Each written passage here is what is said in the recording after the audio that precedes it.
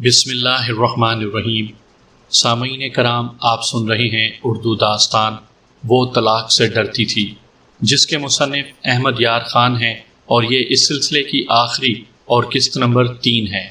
مجھے امید ہے آپ کو میری یہ کاوش پسند آئی ہوگی۔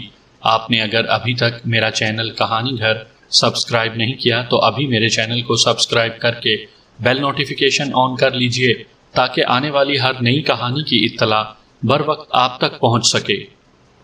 آپ کی اطلاع کے لیے عرض کرتا چلوں کہ اس کہانی کی تمام اقساط بالترتیب سننے کے لیے ڈسکرپشن میں مکمل پلے لسٹ کا لنک موجود ہے۔ آخر طے ہوا کہ وہ لڑکی کو کل تک یہیں رکھے یا اسے پھر بلائے۔ وہ رقم لے آئیں گے۔ وہ چلے گئے۔ جمال شاہ کے دل و دماغ پر بلکہ اس کی قسمت پر لڑکی کے حسن و جمال کی مہر ثبت ہو گئی۔ اس نے لڑکی کو کوئی الفاظ بتا کر کہا کہ پڑھتی رہے۔ اس نے لڑکی پر اپنا طلسم طاری کرنے کے لیے اگربتیاں اور لوبان جلا دیا اور اپنی اداکاری بھی کی۔ صبح ہو گئی۔ لڑکی گھبرانے لگی۔ اسے گھر جانا تھا۔ جمال شاہ نے اسے کہا کہ تمہاری ماں اور ساس بھی کبھی کبھی اس کے پاس آتی ہیں۔ میں ان دونوں سے کہہ آتا ہوں کہ تمہاری لڑکی میرے گھر میں وظیفہ کر رہی ہے، اور اگر یہ وظیفہ ادھورا چھوڑ دیا گیا تو اس کا اثر ایسا الٹا ہوگا کہ لڑکی کی کوکھ بالکل سوکھ جائے گی، اور دونوں گھروں کو ایسا نقصان ہوگا کہ ساری عمر پچھتاتے رہیں گے۔ میں پہلے کہہ چکا ہوں کہ غیب کا حال اللہ کے سوا اور کوئی نہیں جانتا، اور تقدیر انسان کے اپنے ہاتھ میں ہوتی ہے، جو برے اعمال سے بری اور اچھے اعمال سے اچھی ہو سکتی ہے۔ اللہ تعالیٰ خطا کی سزا اور کار خیر کی جزا دیتا ہے، مگر تعلیم کی کمی، مالی بدحالی اور بے بنیاد رسم و رواج نے لوگوں کو ایسا جکڑ رکھا ہے کہ وہ اپنی تقدیر ایسے افراد کے حوالے کر دیتے ہیں جو باتوں اور اداکاری سے ان پر اپنا جادو چلا لیتے ہیں۔ ان کے جادو کو لوگوں کی ذہنی پسماندگی کامیاب کرتی ہے۔ ورد، وظیفے یا ٹونے ٹوٹکے کے کسی عمل کے الٹا ہو جانے سے سب ڈرتے ہیں۔ لڑکی بھی الٹے اثر سے ڈر گئی۔ اسے ذرا سا بھی شک نہ ہوا کہ اس کی تقدیر الٹی ہو چکی ہے۔ اس نے جمال شاہ سے کہا کہ وہ اس کے میکے اور سسرال میں بتا آئے کہ وہ یہاں ہے۔ جمال شاہ گھر سے نکل گیا اور گھوم پھر کر واپس آ گیا۔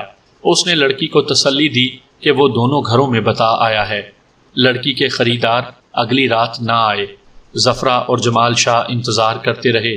صبح ہوئی تو جمال شاہ نے زفرے سے کہا کہ وہ ان آدمیوں کے گاؤں جائے۔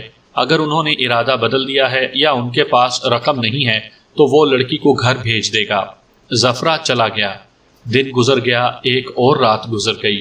زفرہ چونکہ جمال شاہ کے گھر سے غیر حاضر تھا، اس لیے اسے معلوم نہیں تھا کہ پیچھے کیا ہوتا رہا۔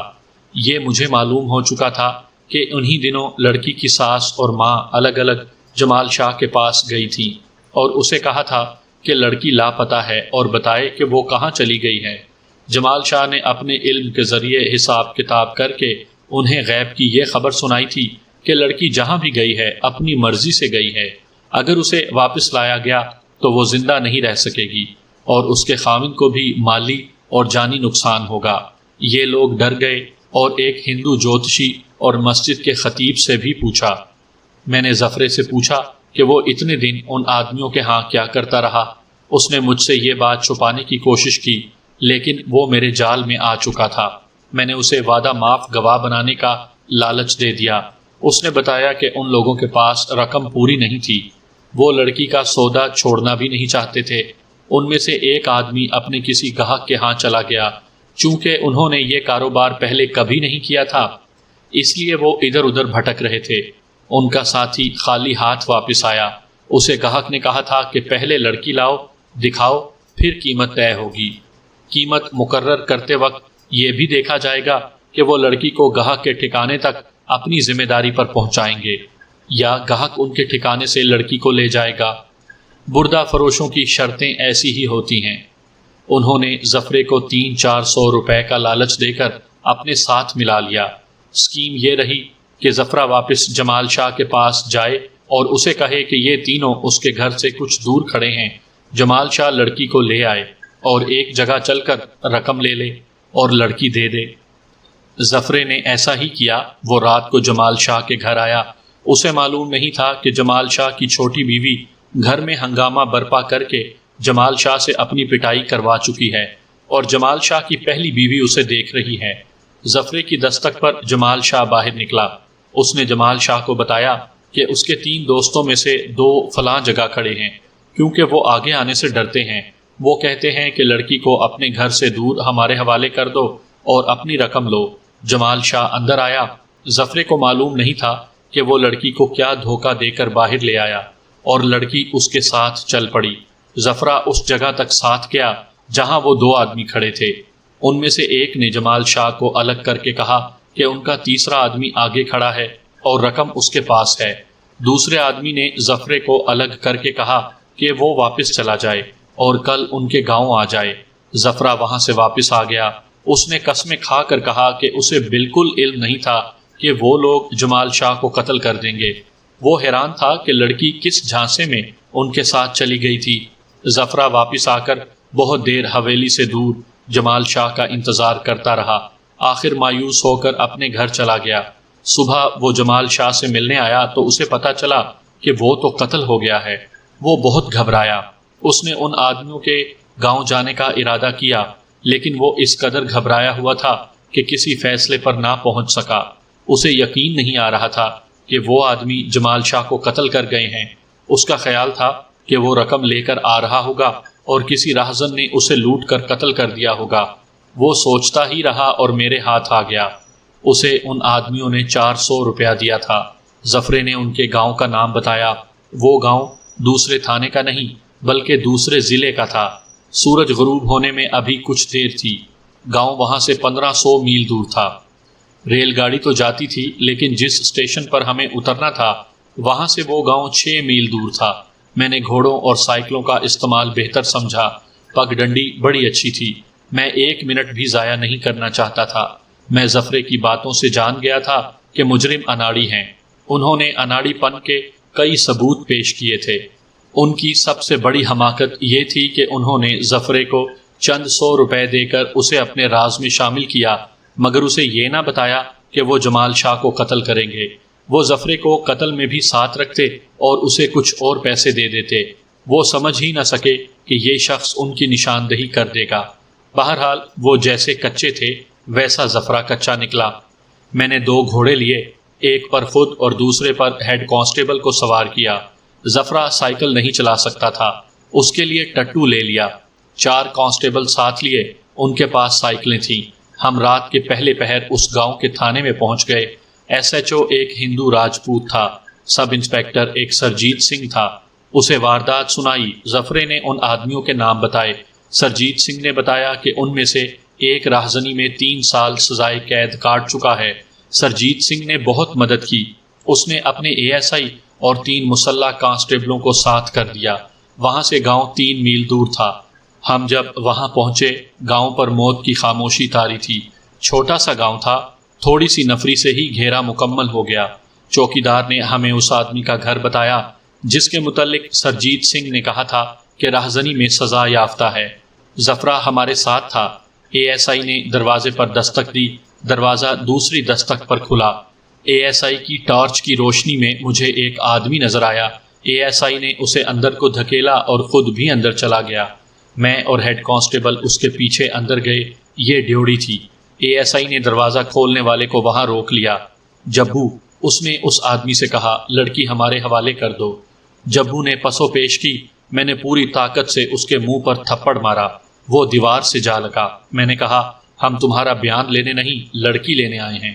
میں نے اسے بالوں سے پکڑا اور اس کا چہرہ ٹارچ کی روشنی میں کر کے ظفرے سے کہا، یہی ہے؟ ہاں جی، ظفرے نے جواب دیا۔ جبو نے ظفرے کو بڑی گندی گالی دی اور اندر کو چل پڑا۔ ہم اس کے پیچھے گئے۔ ایک کمرے کے باہر تالا لگا ہوا تھا۔ جبو نے کھولا۔ اندر لڑکی سوئی ہوئی تھی۔ ہماری آوازوں سے اس کی آنکھ کھل گئی۔ وہ ہڑبڑا کر اٹھی اور چلا کر بولی، ظالموں، مجھے چھوڑ دو، خدا سے ڈرو۔ میں نے آگے ہو کر اس کے سر پر ہاتھ رکھا اور کہا، ہم تمہیں ان ظالموں سے چھڑانے آئے ہیں۔ پولیس کی وردی دیکھ کر وہ چارپائی پر بیٹھ گئی اور لڑک گئی۔ یہ خوشی کا دھچکا تھا جس سے اسے غشی آ گئی تھی۔ جلدی ہوش میں آ گئی۔ دوسرے ساتھی کہاں ہیں؟ میں نے جبو سے پوچھا۔ اس کی نشاندہی پر ہم نے 2 مختلف گھروں سے اس کے دونوں ساتھیوں کو پکڑ لیا۔ ظفرے نے انہیں بھی پہچان لیا۔ لڑکی کو دیکھ کر میں نے محسوس کیا کہ وہ اس سے زیادہ دلکش ہے جتنی بتائی گئی تھی۔ ہم نے قتل کے آلات بھی برآمد کر لیے، ایک چاقو تھا اور ایک لاٹھی۔ برآمدگی کے کاغذات تیار کرتے اور گاؤں کے گواہ بناتے آدھی رات ہو گئی۔ ہم نے باقی رات تھانے میں گزاری اور صبح وہاں سے روانہ ہوئے۔ اپنے تھانے میں پہنچ کر لڑکی کے والدین، اس کے خاوند، سسر اور ساس کو بلایا۔ لڑکی کی ذہنی حالت بہت بری تھی۔ چونکہ وہ لڑکی تھی اس لیے اسے یہ غم بھی تھا کہ اس کے لواحقین اور محلے برادری کے لوگ اسے بدنام کریں گے، اور خاوند تو شاید اسے اب قبول ہی نہ کرے۔ پولیس کا کام تفتیش اور پھر مقدمہ قائم کر کے عدالت میں پہنچانے تک ختم ہو جاتا ہے۔ جرم کے بعد کے اثرات اور جرم کی زد میں آنے والوں کی بعد کی حالت اور لوگوں کے گھروں کے حالات کے ساتھ پولیس کوئی تعلق نہیں رکھتی۔ پولیس کے لیے یہ ممکن بھی نہیں ہوتا۔ میں کچھ جذباتی سا آدمی تھا۔ مسلمانوں کے نیک و بد کا مجھے زیادہ خیال رہتا تھا۔ میں نے اپنے سرکاری فرائض سے ہٹ کر یہ کارروائی کی کہ لڑکی کے خاوند کو الگ بلا کر شرمسار کیا اور اسے برا بھلا بھی کہا، اور اسے بتایا کہ وہ لڑکی کو اولاد کی خاطر دوسری شادی کی دھمکی نہ دیتا تو یہ لڑکی اس حال تک نہ پہنچتی۔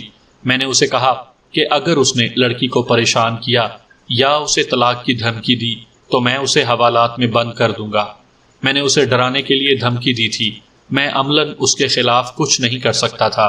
اس کے بعد میں نے اس خاوند کے باپ اور اس کی ماں اور لڑکی کے باپ اور اس کی ماں کو سامنے بٹھا کر بہت شرمسار کیا۔ اس کی ساس کو تو میں نے بری سنائی۔ ان سب سے کہا کہ انہوں نے غیب کے علم اور عامل کی حیثیت دیکھ لی ہے۔ تم خود جمال شاہ کے پاس جاتے رہے اور اتنی خوبصورت لڑکی کو بھی وہاں لے جاتے رہے۔ لڑکی اس نوسر باز کے جال میں آ گئی۔ میں نے انہیں بتایا کہ یہ ان کی خوش قسمتی ہے کہ جلد ہی سراغ مل گیا اور میں پہنچ گیا، ورنہ لڑکی انہیں ساری عمر نہ ملتی۔ میں دیکھ رہا تھا کہ یہ لوگ شرمسار تو ہو رہے تھے، لیکن مجھے یقین تھا کہ یہ اپنی ڈگر سے ہٹیں گے نہیں۔ عاملوں، جوتشیوں اور رمل فال والوں کو یہ لوگ اپنے دل سے نہیں اتار سکتے۔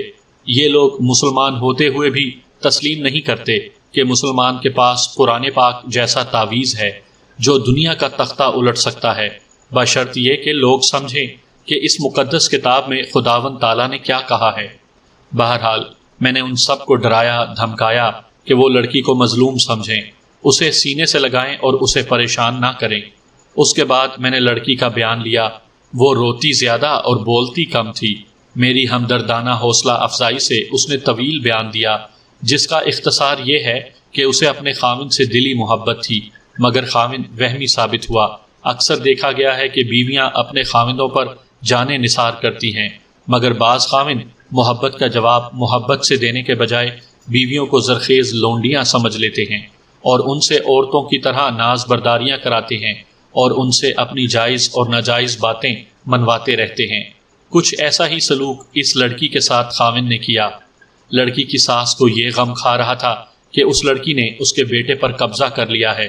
وہ ان دونوں کے درمیان حائل ہونے کی کوشش کرنے لگی۔ تفصیل میں جانے کی ضرورت نہیں، آپ جانتے ہی ہیں کہ اس ذہنیت کی ساسیں کیسی کیسی حرکتیں کیا کرتی ہیں۔ بلا وجہ منہ بسورے رکھنا اور اپنے بیٹے پر یہ ثابت کرنا کہ وہ اس کی بیوی سے بہت تنگ ہے۔ لڑکی چونکہ زندہ مزاج تھی اس لیے اس نے اس پر بد چلنی کا شبہ کرنا شروع کر دیا۔ جب بیٹا اپنی ماں کے زیر اثر ہو گیا تو ساس نے بہو پر کھل کر حملے شروع کر دیے۔ اس کے نتیجے میں ساس بہو میں لڑائی جھگڑے شروع ہو گئے۔ ماں نے بیٹے کے کان میں ڈالی کہ شادی ہوئے 2 سال ہو گئے ہیں، ابھی بچہ پیدا ہونے کے آثار نظر نہیں آئے۔ ماں نے یہ خیال ظاہر کیا کہ اس لڑکی میں بچہ پیدا کرنے کی اہلیت ہی نہیں، یہ بھی لڑکی کو پریشان کرنے کا ایک بہانہ تھا۔ ساس نے 4 دیواری میں بند رہنے والی عورتوں کی طرح اپنی زبان بے لگام کر رکھی تھی۔ اس نے 2-3 عورتوں سے کہا کہ وہ اپنے بیٹے کی دوسری شادی کروائے گی۔ یہ بات لڑکی کے کانوں تک پہنچی تو وہ تڑپ اٹھی۔ کچھ دنوں بعد اس کے خاوند نے بھی یہی کہنا شروع کر دیا۔ یہاں میں کچھ اپنی رائے میں کہوں گا۔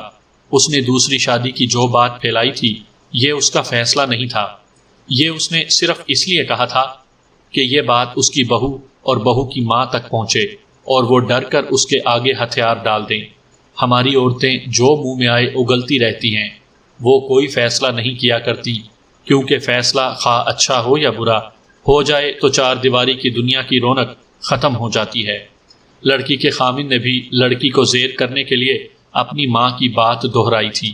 لڑکی کے سامنے دو مسئلے تھے، ایک یہ کہ وہ خامن کو دلی طور سے چاہتی تھی، دوسرا یہ کہ وہ طلاق لے کر اپنے ماں باپ کے لیے ایک روگ بننے سے ڈرتی تھی۔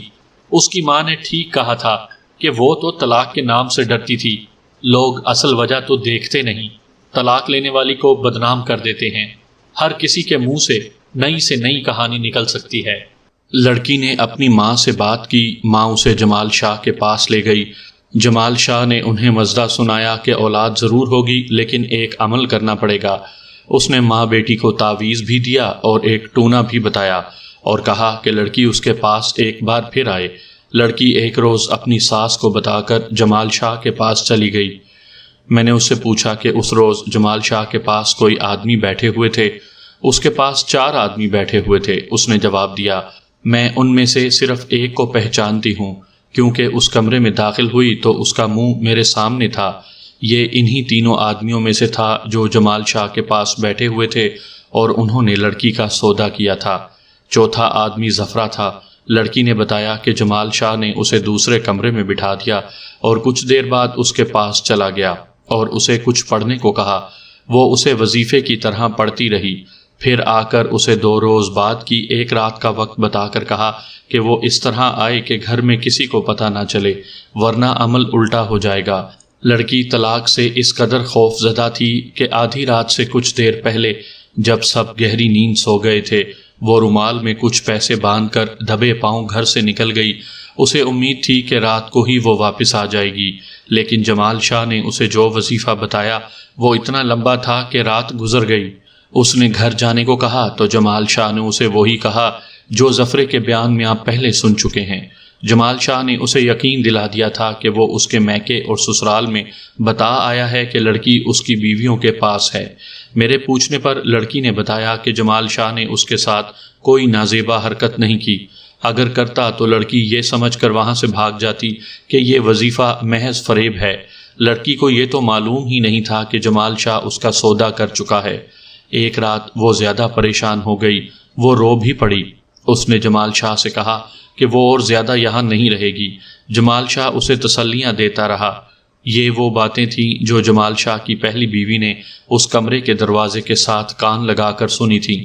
اسی رات جمال شاہ کی دوسری بیوی نے ہنگامہ کیا تھا اور اسی رات زفرہ مجرموں کے گاؤں سے واپس آیا۔ لڑکی کو کچھ بھی معلوم نہیں تھا کہ باہر کیا ہو رہا ہے۔ جمال شاہ کی موت سارے انتظامات مکمل کر رہی تھی۔ لڑکی نے بیان میں کہا کہ جمال شاہ اسے تسلی دلاسا دے کر باہر چلا گیا کیونکہ کسی نے دروازہ کھٹکھٹایا تھا۔ واپس آ کر اس نے لڑکی سے کہا کہ چلو تمہارا وظیفہ آج ختم کر دیتا ہوں، لیکن ایک اور عمل کرنا ضروری ہے۔ عمل یہ بتایا کہ یہاں سے تھوڑی دور ویرانے میں جا کر چاندنی میں آسمان کی طرف منہ کر کے کچھ پڑھنا ہے۔ لڑکی نے مجھے بتایا کہ اس شخص کی باتوں اور انداز میں ایسا تاثر تھا کہ وہ اس کے آگے بول نہیں سکتی تھی۔ اس کے پاس کوئی غیبی طاقت ضرور تھی، یہ میں اچھی طرح سمجھتا تھا۔ جمال شاہ کامیاب ایکٹر تھا، وہ لڑکی کو مسحور کر لیتا تھا، اسے آپ ہیپناٹائز ہونا بھی کہہ سکتے ہیں۔ جمال شاہ اسے یہ تسلی دے کر ساتھ لے گیا کہ یہ عمل پورا کر کے وہ خود اسے گھر چھوڑ آئے گا۔ وہ اتنی مجبور ہو چکی تھی کہ اس کے ساتھ چل پڑی۔ آگے جا کر اسے چاندنی میں 2 آدمی کھڑے نظر آئے۔ جمال شاہ نے لڑکی سے کہا کہ یہ میرے دوست ہیں، تم آہستہ آہستہ چلو، میں آتا ہوں۔ لڑکی کچھ ڈری لیکن چلتی گئی۔ جمال شاہ نے زفرے کو بھی ساتھ لے لیا تھا، وہ ان دونوں کے پیچھے پیچھے آ رہا تھا۔ جمال شاہ نے زفرے کے متعلق لڑکی سے کہا تھا کہ رات کا وقت ہے، کسی کا ساتھ ہونا ضروری ہے۔ جمال شاہ ان کے ساتھ 2-4 منٹ باتیں کر کے لڑکی سے آن ملا۔ لڑکی نے گھوم کر دیکھا، وہ دونوں آدمی پیچھے پیچھے آ رہے تھے۔ زفرہ نظر نہیں آتا تھا۔ کچھ دور آگے گئے تو لڑکی کو دھمک کی آواز سنائی دی۔ اس نے دیکھا کہ جمال شاہ رک گیا اور گر پڑا۔ جمال شاہ کے سر پر کپڑے کی ٹوپی تھی، پیچھے سے ایک آدمی نے اس کے سر پر لاٹھی ماری تھی۔ لڑکی گھبرا گئی۔ ایک آدمی نے جمال شاہ کے پیٹ میں چاقو پھیر دیا۔ اب وہ 3 آدمی تھے، تیسرا آدمی زفرہ نہیں تھا، زفرہ وہاں تھا ہی نہیں، تیسرا آدمی کہیں سے چھپا ہوا نکلا تھا۔ ایک آدمی نے چاقو لڑکی کو دکھا کر کہا کہ وہ خاموشی سے ان کے ساتھ چلی چلے، ورنہ اسے پہلے خراب کیا جائے گا، پھر قتل کر دیا جائے گا۔ لڑکی کے خوف کا اندازہ کیا جا سکتا ہے۔ اسے معلوم نہیں تھا کہ ان آدمیوں نے جمال شاہ کو قتل کر کے 3000 روپیہ بچا لیا ہے اور وہ لڑکی کو مفت لے جا رہی ہیں۔ لڑکی ان کے ساتھ چل پڑی۔ تھوڑی دور جا کر لڑکی کا دماغ خوف سے آزاد ہو گیا۔ وہ دوڑ پڑی۔ 2 آدمیوں نے اسے پکڑ لیا اور اسے بازوؤں اور کندھوں سے پکڑ کر اس طرح گھسیٹنے لگے کہ اس کی ایڑیاں زمین پر گھسیٹی جاتی رہیں۔ میرے پوچھنے پر اس نے بتایا کہ پہلے اس کا ایک سینڈل اترا، پھر دوسرا بھی اتر گیا۔ ایک جگہ رک کر ان آدمیوں نے اسے ڈرایا بھی اور یہ بھی کہا کہ اس کے ساتھ کوئی ظلم نہیں ہوگا، بلکہ اسے ایک شہزادے جیسے آدمی کے پاس لے جایا جا رہا ہے جسے اس جیسی خوبصورت بیوی کی ضرورت ہے اور وہ ملکہ بن کر عیش کرے گی۔ لڑکی لالچ میں نہ آئی، وہ آزاد ہونے کی کوشش کرتی رہی۔ آخر ایک آدمی نے اسے کمر سے دبوچ کر اوپر کو اچھالا اور کندھے پر ڈال لیا۔ میں نے اس سے دوپٹے کے متعلق پوچھا تو اس نے بتایا کہ اس کا دوپٹہ درخت کے ساتھ اٹک کر اتر گیا تھا۔ اسے گاؤں میں لے گئے اور ایک کمرے میں بند کر دیا۔ وہ روتی اور چیختی تھی۔ ایک آدمی اسے ڈراتا بھی تھا اور لالچ بھی دیتا تھا۔ دن گزر گیا، رات کو بھی دھمکیوں اور لالچ کا سلسلہ جاری رہا۔ پھر اس کی آنکھ لگ گئی۔ ہماری آوازوں پر اس کی آنکھ کھلی۔ اس آدمی کا نام حیدر تھا جس کے قبضے سے لڑکی برآمد ہوئی تھی۔ لڑکی کے بیان کے مطابق جمال شاہ کے پیٹ میں چاقو اسی نے مارا تھا۔ یہی رہزنی میں سزا یافتہ تھا۔ میں نے حیدر سے پوچھا کہ وہ اقبالی بیان دے گا۔ اس نے انکار کر دیا۔ میں نے اقبالی بیان پر زور بھی نہ دیا۔ اس کے ساتھیوں نے لڑکی کے بیان کی تصدیق میں اقبالی بیان دے دیے، لیکن ان میں کچھ کمزوریاں تھیں۔ میں نہیں چاہتا تھا کہ یہ بری ہو جائیں۔ میں نے ظفرے کو حوالات میں بند کر دیا تھا۔ اسے استعمال کرنا زیادہ بہتر سمجھا۔ مجرموں کو سزا دلانے کے لیے تھوڑی سی بناوٹ کا سہارا لینا ہی پڑتا ہے۔ میں نے ظفرے کو قتل کی واردات میں شامل کر لیا اور اسے وعدہ معاف گواہ بنا لیا۔ اسے بیان یاد کروائے۔ لڑکی عینی شاہد تھی۔ اس نے جو دیکھا تھا وہ میں نے ظفرے کو بتا دیا۔ اس طرح 2 عینی شاہد ہو گئے۔ ظفرے نے پورا تعاون کیا۔ ظفرہ وعدہ معاف گواہ تھا، اس لیے سزا سے بچ گیا۔ باقی 3 آدمیوں کو قتل میں عمر قید اور 2 دفعات میں 5 اور 3 سال مزید سزائے قید دی گئی۔